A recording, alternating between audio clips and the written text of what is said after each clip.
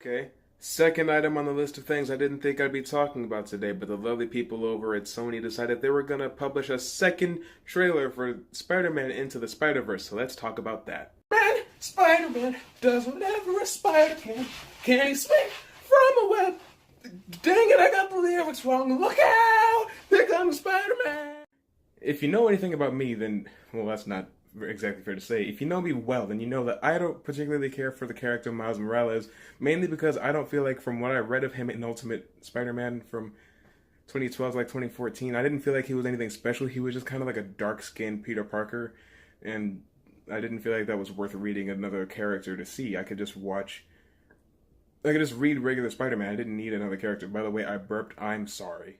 Well, naturally, when I heard that Sony was making an animated film that centered around that character, I was very skeptical. I didn't want to write it off outright. It took me a second to decide that I didn't want to see it at all. It all started with that trailer that came out back in December last year, where it was just kind of Spider-Man doing the Spider-Man thing, and I was like, well, we just had a Spider-Man movie this year. Why should I care about that one? And then he takes off his mask at the end so that you know that it's a black kid, and I'm just like, whatever, that feels very heavy-handed, and I'm not very interested in that. So I did start to become interested in it afterwards because I saw somebody point out that there were multiple different Spider logos at the end of that trailer, which hinted at multiple Spider-Man being in this movie.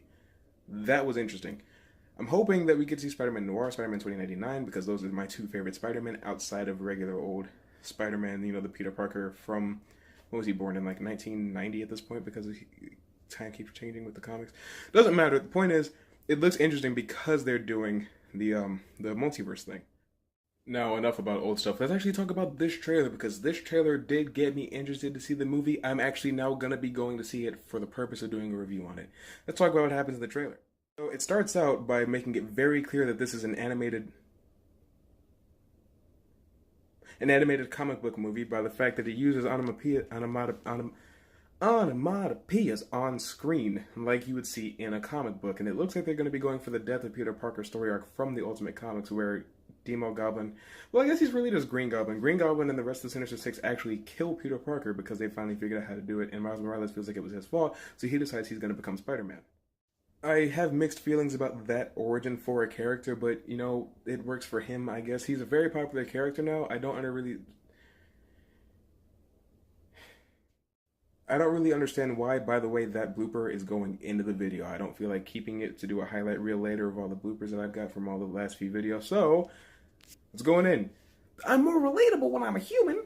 But the fact of the matter is, it seems like Miles Morales is getting saved by Spider-Man in a battle, and he realizes that they both have spider sense and they can kind of feel that in one another. And so Peter decides he's going to take Miles under his wing and start to train him. You know, it always goes back to the old adage, two Spider-Men are better than one, but the thing is, I'm pretty sure Peter Parker Spider-Man is going to be dying at some point in this movie, because we saw it in the last trailer. Peter Parker's been buried. He's had a whole funeral. So that's probably when Miles Morales Spider-Man decides to get out of that training suit that we see later on in the montage and put on an actual costume, like a real superhero costume. But I think my favorite thing about this trailer, the way that it ends has to be it, because I love Spider-Gwen, and she just shows up. Hello, my name's Gwen Stacy.